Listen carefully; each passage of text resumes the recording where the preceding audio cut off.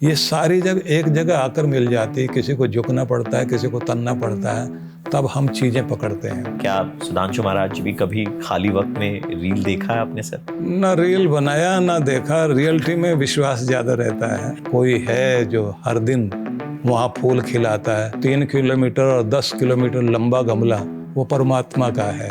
विश्व जागृति mission trust Kolkata ने ऑर्गेनाइज किया परिवर्तन के लिए सत्संग 21 और 22 दिसंबर, जहां पर भारी संख्या में भीड़ आई उन्हें सुनने के लिए, जिनके तकरीबन 10 मिलियन से भी ज्यादा फॉलोअर हैं और कई सालों से वो लोगों को आध्यात्म के रास्ते पर चलने के लिए प्रेरित कर रहे हैं।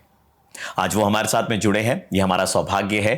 नन अदर देन सुधांशु जी महाराज हमारे साथ में। आपका बहुत बहुत स्वागत है हमारे पॉडकास्ट में सर।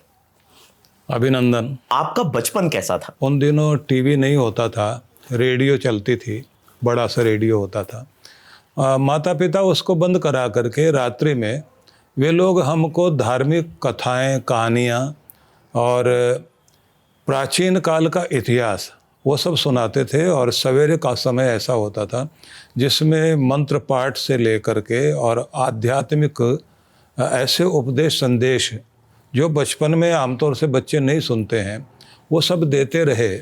तो उसका परिणाम ये हुआ कि हमारे जीवन में और स्कूल और विद्यालयों की पढ़ाई के साथ साथ माता पिता के द्वारा दिए गए जो संस्कार हैं, उन्होंने बहुत बड़ा कार्य किया। आध्यात्म का बीज था वो, आपके माता पिता ने आपके अंदर में वो बो दिया था बीज, लेकिन उसे बड़े बड़े वृक्ष के रूप में अगर परिवर्तित किसी ने किया तो वो कौन थे? तो एक बार मैं उत्तर काशी में गया, वहाँ एक योग की कॉन्फ्रेंस थी। उसमें मुझे अपनी तरफ से एक भाषण करना था। प्रवचन तो अब होते हैं, तो उस समय भाषण ही था। वहाँ एक बहुत अच्छे साधु मिले, स्वामी सदानंद जी महाराज। उन्होंने हमसे कहा कि ये सिर्फ पुस्तकीय ज्ञान है या अनुभूति भी की है? हमने कहा कि आप बताइए। बोले हमें ऐसा लगता है कि अभी चखा नहीं है, केवल अभी आपके पास एक सूची पत्र है, कैटलॉग में आप चीज़ें देख रहे हैं, उनको आपने अभी चखा नहीं है। तो हमको लगा कि ये जो महात्मा जी बोल रहे हैं, तो ये लोग इतने पढ़े लिखे तो होते नहीं हैं, ऐसे कोई बात कह रहे हैं। तो क्योंकि हमने वेद पढ़े थे, उपनिषद पढ़े थे, गीता, रामायण और ये सारे ग्रंथों को पढ़ा था, तो हमने उनसे कुछ प्रश्न किए वेदों के संबंध में। तो उन्होंने मेरे से उल्टा ही प्रश्न किया, ये बताइए कि यजुर्वेद के 16वें अध्याय का 16वां मंत्र, उसका अर्थ तो तुम्हें मालूम होगा, लेकिन वो जीवन में क्या क्या लाभ दे सकता है इसके बारे में आपको नहीं पता होगा। तो हमने कहा कि क्या लाभ दे सकता है?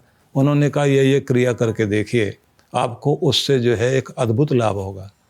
मैं वो उनके कहने के अनुसार किया मैंने, और जो मैंने उसका लाभ मिला और मैं बहुत चमत्कृत हो गया। तो फिर मैं उनसे मिलने के लिए हर्षील में गया। उत्तर काशी का से पहले हर्षील पड़ता है, बहुत सुंदर बाग बगीचे और वहाँ सेब के बागान होते हैं। तो एक छोटा सा झरना बहता है, उसके पास में उनकी छोटी सी कुटिया थी। मैं वहाँ जाकर के बैठ गया। जैसे मैं वहाँ जाकर उनके पास में बैठा, तो उन्होंने कहा ज्ञान के लिए नहीं आए हो, वो जो मंत्र से लाभ हुआ है, चमत्कार प्रभावित किया है। तो मैंने उनसे कहा कि थोड़ी सी रुचि जागी है कि मैं आपके पास बैठूं। तो उन्होंने कहा कि थोड़ा ध्यान करो। उन्होंने ध्यान कराया, मैं उससे बहुत प्रभावित हुआ। तो उसके बाद उन्होंने कहा कि दोबारा आना पड़ेगा। और उस घटनाक्रम के बाद मेरे जीवन में बहुत बड़ा परिवर्तन हुआ। और फिर मैं 1 वर्ष के बाद उनके पास गर्मियों की छुट्टियों में मिलने के लिए गया। और फिर वहाँ हम 3 दिन रहे, अलग अलग स्थानों पर ध्यान और योग के, समाधि के कार्यक्रम जैसे उन्होंने जिस तरह से किए थे, उसका परिणाम ये हुआ कि जो दिव्य अनुभूति भीतर हुई, तब मेरे मन में आया कि जिन गुरु की तलाश में लोग होते हैं वो कोई और नहीं है, यही हैं। तो पूज्यपाद स्वामी सदानंद जी महाराज जो योगी राज थे, उनके बाद उनसे बहुत ज़्यादा प्रभावित होने के बाद फिर मैंने उनसे दीक्षा ली। वो मेरे जीवन का एक बहुत बड़ा क्रम था। जो जीवन आपने जिया, जो यूथ आपने जिया और जो यूथ आपकी आप आज की देखते हो, ये दोनों में क्या डिफरेंस, मेजर डिफरेंस आपको नजर आता है? देखिए, यूथ तो आज भी हमारा बहुत ही बुद्धि से और विजडम से, बुद्धिमत्ता से, शक्ति से, विवेक से, ऊर्जा से भरा हुआ है और वो बहुत कुछ होना चाहता है, कुछ पाना चाहता है। सपने बहुत बड़े बड़े हैं, लेकिन उनको जो सपने दिखाए जाते हैं, वो सपने दिखाए जाते हैं कि तुम्हारे पास बड़ी बड़ी गाड़ियाँ होनी चाहिए, बड़ा मकान होना चाहिए, ऐशो आराम होना चाहिए और गला काट प्रतिस्पर्धा में हर कोई एक दूसरे को पीछे छोड़ करके आगे जाना चाहता है। लेकिन एक बड़ी अलग तरह की बात है कि कोई गाड़ी चाहता है, कोई मकान चाहता है, कोई सुख सुविधा चाहता है। क्यों? क्योंकि उसको वो सफलता मानता है। वो सफलता मिल जाने के बाद भी आदमी इसलिए ये चीज़ें चाहता है। किसी से अगर पूछें तो गाड़ी क्यों चाहते हैं? बोले मैं अपने आनंद के लिए चाहता हूँ। मकान किस लिए चाहते हो? अपने आनंद के लिए। तो ये सब तुम्हें मिल जाएगा तो इसको तुम सफलता कहोगे? बोले हाँ, हम सफलता कहेंगे। बोले अगर ये मिल जाने के बाद भी तुम्हें आनंद नहीं मिला तब? तो व्यक्ति ये कहता है कि नहीं, मैं ये सब अपने आनंद और चैन और प्रेम के लिए करता हूँ। तो अगर वो नहीं मिला तो इसका मतलब है सफलता के पीछे की सफलता अगर कोई है तो प्रेम, आनंद, शांति और चैन है। उसकी तलाश में हम लोग सारी ज़िंदगी भटकते रह जाते हैं। आखिर में समझ में ये आता है कि हम जिस खुशी की तलाश में घूम रहे हैं बाहर, वो आपको अपने भीतर, अपने जीवन जीने के अंदाज में, अपने कर्म में, अपने मन में, अपनी आत्मा में कहीं भीतर ढूंढना होगा। मैं आपसे जानना चाहूँगा, क्या सुधांशु महाराज जी भी कभी खाली वक्त में रील देखा है आपने सर? ना रील बनाया ना देखा, रियलिटी में विश्वास ज़्यादा रहता है। हाँ, लेकिन ये बात ज़रूर है, जैसे आप एक रील बना रहे हैं जी, और हम रियलिटी की बात कर रहे हैं, तो ऐसा तो नहीं है कि आप इस युग से दूर भाग सकते हैं, क्योंकि संसार में इसी में आपको जीना है और इसी को सुंदर बनाना है। हमारी कोशिश तो यही होनी चाहिए कि हमारा प्याला अगर दूध से भरा हुआ है तो हम उसमें और दूध नहीं डाल सकते, लेकिन शहद डाल के उसको मीठा जरूर कर सकते हैं। बहुत सही बात और बहुत पते की बात आपने कही है। एंड आई होप जो यूथ देख रही है वो इस चीज से प्रेरणा ले, इसे सीखे। तो आज के डेट में ज्वाइंट फैमिली वाला सिस्टम खत्म हो रहा है, न्यूक्लियर फैमिली ज्यादा बढ़ रही है अब, लेकिन न्यूक्लियर फैमिलीज में भी प्रॉब्लम्स आ रही है। तो आपके हिसाब से, क्योंकि आपने पूरा भारत देखा है, विश्व देखा है, ऐसी कौन सी जगह है जहां पर लोगों को परिवार के रूप में जरूर जाना चाहिए ताकि परिवार की बॉन्डिंग स्ट्रांग हो, यूनिटी हो? तो एक जगह जो सुधांशु जी महाराज रेकमेंड करते हैं लोगों को कि आप परिवार के रूप में वहां पर जरूर जाएं और कुछ समय बिताएं। अपने देश के उन स्थानों में जाएं, अगर कभी इच्छा हो तो आप केरला में जाते हैं तो मुन्नार में ज़रूर जाएं, शिमोगा में जाएं, ऊटी में आप जाइए, और अगर आपकी इच्छा हो और आप हिम्मत कर सकते हैं तो फूलों की घाटी हिमालय में आप वहाँ ज़रूर जाएं। 3 किलोमीटर की चौड़ाई में और 10 किलोमीटर की लंबाई में, और बहुत दूर दूर तक फूल घाटी में भरे हुए हैं। कोई है जो हर दिन वहाँ फूल खिलाता है, और वो सारे फूल जो हमारे गमलों में नहीं उगते, वो गमला वहाँ 3 किलोमीटर और 10 किलोमीटर लंबा गमला वो परमात्मा का है। कभी वहाँ जा कर के देखें, और अगर हो सके तो कभी उत्तरकाशी में जाएं, कौसानी में जाएं।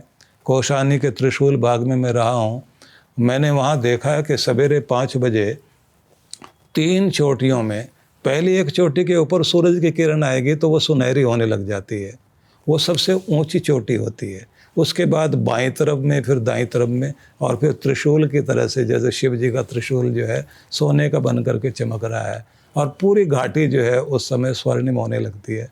बड़ा सुंदर दृश्य होता है, बड़ा अद्भुत है हमारा भारत। तो उसका आनंद लेने के लिए परिवार के साथ व्यक्ति जाता है, परिवार के लोग आपस में बैठते हैं तो हमारी एकता बनती है। हमारे हाथों की ये सारी उंगलियां, कोई छोटी है कोई बड़ी है, अंगूठा साथ में है, ये सारी जब एक जगह आकर मिल जाती, किसी को झुकना पड़ता है, किसी को तनना पड़ता है, तब हम चीज़ें पकड़ते हैं। अगर सारे घर के लोग इकट्ठे बैठें, कोई झुक जाए, कोई मिल जाए और कोई तन जाए, सारे एक हो जाएं, तो सिर्फ जो है कोई फूल पत्ती, कोई भोजन ही नहीं पकड़ेंगे, हम तो परमात्मा को भी पकड़ सकते हैं, हम तो जीवन की सफलताओं को पकड़ सकते हैं, हम तो जीवन में चाहा हुआ भी पकड़ सकते हैं। इसलिए घर को इकट्ठा बैठना, इकट्ठा घूमना, हंसना बोलना, और टीवी बंद करके बातचीत करना, ये बहुत ज़रूरी है। ये वाला जो एग्जाम्पल आपने दिया ना सर, क्या ये मैं अपने शोज में इस्तेमाल कर सकता हूँ? हाँ, क्यों नहीं। बहुत बहुत कमाल लगा मुझे ये वाला एग्जाम्पल कि कैसे एक परिवार को जोड़ने के लिए किसी को झुकना, किसी को तनना पड़ता है, ये सारी चीजें करनी पड़ती है। आजकल हम यूथ की बात करें सर, तो एक शब्द जो है आजकल हम बहुत ज्यादा सुन रहे हैं, वो है स्ट्रेस और एंजाइटी। कोई अपने करियर को लेकर के स्ट्रेस्ड है, कोई अपने रिलेशनशिप को लेकर के एंजाइटी में है, स्ट्रेस में है। ऐसे लोग जब अपनी समस्या लेकर के आपके पास में आते हैं तो आप उनको क्या सलाह देते हैं, क्या कहना चाहेंगे आप? तो ऐसे समय में हम लोगों से ये कहते हैं कि देखिए, बहुत कुछ पाने के चक्कर में आप बहुत कुछ खो मत बैठना, अपनी मुस्कुराहट को, अपनी नींद को, अपनी चैन को। तो उसके लिए आपको क्या करना चाहिए? तो मैं ये निवेदन करना चाहता हूँ कि अपनी दिनचर्या को और अपने लाइफस्टाइल को थोड़ा ठीक करा जाए। जल्दी सो करके जल्दी आप उठें, और सवेरे का जो समय है, जो फूल खिल रहे हैं, आनंद चारों तरफ बिखर रहा है, तो आपके अंदर भी वो आनंद आए, ज़बरदस्ती मुस्कराइए। एक दूसरे की तरफ देख करके इस तरह से जरूर कर दें। आप मुस्कुराने के लिए क्या करते हैं? आपकी तरफ देख लेता हूँ। अब हम अगर आज के युवा की तरफ देखते हैं, बच्चों की तरफ देखते हैं, तो हम ये देखते हैं कि मोबाइल फोन एक बहुत बड़ा डिस्ट्रैक्शन है। इसमें माता पिता का भी एक बहुत बड़ा रोल होता है, क्योंकि क्या होता है कि बच्चे पैदा होते नहीं है, खाना नहीं खा रहे हैं तो एक काम करा, यूट्यूब लगा के दे दिया बच्चों को खाना खाने के लिए। तो आप माता पिता को, पेरेंट्स को क्या सलाह देना चाहेंगे ताकि अपने बच्चों को इस मोबाइल फोन के डिस्ट्रैक्शन से थोड़ा दूर रख सके और रियलिटी वाली लाइफ की तरफ ज्यादा फोकस रहे? देखिए, कृत्रिम जीवन के प्रति बच्चों का ध्यान हम लोग खींच रहे हैं, क्योंकि जिस तरह से कार्टून दिखा करके हम शेर को, चीते को, टाइगर को और अलग अलग जानवरों को ऐसा दिखाते हैं कि जैसे वो जो है इतने प्यारे हैं कि आप जाके उनसे बात करिए, वो भी बोलते हैं। और रियलिटी में अगर आपने वैसा कभी कर लिया तो आप बहुत बड़े खतरे में पड़ जाएंगे। तो इसलिए सबसे पहले तो उनको, बच्चों को वास्तविकता से परिचित कराना चाहिए। दूसरा ये कि हमारा जो ये शरीर बना है, ये 5 तत्वों से बना है, तो हमें इस 5 तत्वों के बीच में बच्चों को जाने देना चाहिए। वो मिट्टी में भी खेलें, हवा पानी भी उनको लगना चाहिए, उनको सूरज की रोशनी भी मिलनी चाहिए, खुले आसमान के नीचे भी उनको समय बिताने के लिए अवसर देना चाहिए। इससे उनका इम्यून सिस्टम जो है और अधिक स्ट्रांग होगा। धर्म ने, हमारे हिंदू धर्म ने एक ऐसी पुस्तक, एक ऐसी किताब हमें दी है जो हमारी सारी प्रॉब्लम्स का सॉल्यूशन है, गीता। तो जब मैं गीता की बात करता हूं तो आपके अनुसार उस किताब में आज की यूथ के लिए क्या है? गीता आपको जो है एक तो समत्व की बात कहती है, संतुलन बनाओ। एक संदेश गीता का कृष्ण भगवान जब कहते हैं, उद्धरेत आत्मना आत्मानम न आत्मानम अवसादयेत, अपना उद्धार स्वयं करो, खुद को खुद नीचे मत गिराओ, अपना पतन स्वयं ना करो, खुद को कोसना छोड़ दीजिए, खुद को बुरा कहना छोड़ दीजिए, क्योंकि तुम ही तुम्हारे मित्र भी हो और तुम ही तुम्हारे शत्रु हो। और जिसने स्वयं पर नियंत्रण पा लिया वो स्वयं का मित्र हो गया, और जिसका कंट्रोल खुद से चला गया वो खुद का दुश्मन बन गया। ये गीता का संदेश है। ये कंट्रोल पाने के लिए क्या करना पड़ेगा? हर एक आदमी के शरीर में, जैसे गाड़ी में एक ब्रेक होता है ना जी, ब्रेक इसलिए होता है कि आप दुर्घटना से बच सकें। तेज़ी से आप चलते जा रहे हैं, मोड़ आपके सामने आ गया, अब आप ब्रेक लगाते लगाते अपनी स्पीड ठीक करते हैं, अपना बैलेंस संभालते हैं। हर एक के पास में अक्ल का, बुद्धि का एक ब्रेक है, हम उसको लगाना नहीं सीख पाए। माँ बाप कहते रहें बहुत अधिक बोल रहे हो, थोड़ा शांत करो, चुप हो, तो वो ब्रेक है, मर्यादा ब्रेक है। खाते खाते लोग कहते हैं बस ज़्यादा स्वाद वाली चीज़ के पीछे मत भागना, ब्रेक लगाओ। जिसने ब्रेक लगाया उसकी सेहत सुधर गई, जिसने वाणी पर ब्रेक लगाया उसके रिश्ते सुधर गए, और जिसने अपने गुस्से पर ब्रेक लगाना सीख लिया उसके समाज में सम्मान बढ़ गया, और जिस आदमी ने अपने लालच पर ब्रेक लगा लिया वो आदमी सम्मानित दृष्टि से देखा जाता है, और जो आदमी गलत दृष्टि पर अपने ब्रेक लगा दे तो उधर जो कारागार की दीवारें हैं उधर जाने से बचेगा। तो हम अपने ब्रेक का इस्तेमाल करना शुरू कर दें, तो उससे जो है सारी बात बन जाएगी। कैसा रहा आपका कोलकाता का ये पूरा सफर और परिवर्तन के लिए सत्संग, कैसा रिस्पॉन्स रहा? देखिए, सबसे आनंद की बात यह है कि बंग भूमि ये स्वर्णिम भूमि है, कला संस्कृति और अनेक अनेक परंपराओं को देने वाली भूमि है। और संगीत में भी, और रविंद्रनाथ टैगोर से लेकर के हम कहें कि ठाकुर रामकृष्ण देव का बहुत बड़ा प्रभाव यहाँ रहा है।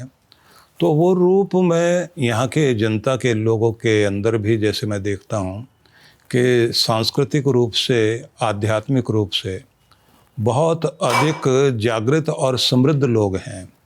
तो यहाँ बहुत आनंद रहा। और जैसे ही विषय रखा गया कि परिवर्तन जीवन के लिए और उसके लिए सत्संग, तो परिवर्तन के लिए सत्संग विषय जो सामने रखा गया, उसके लिए लोग बहुत ज़्यादा उत्सुक रहे हैं और इस विषय को जानने के लिए बहुत तत्पर थे। अच्छा लगा। Thank you so much. बहुत शुक्रिया सर आपका कि आप हमारे इस पॉडकास्ट में आए और आपने हमारे देश के युवा को, परिवार को, हर एक इंसान को कहीं ना कहीं ज़रूर प्रेरित किया है। बहुत बहुत शुक्रिया आपका। Thank you so much. बहुत अच्छा लगा और आपकी आवाज़ और आपके प्रश्न बहुत ही मौलिक थे और मुझे लगता है हर हृदय की आवाज़ थे। तो आपके लिए मेरी बहुत बहुत शुभकामनाएं।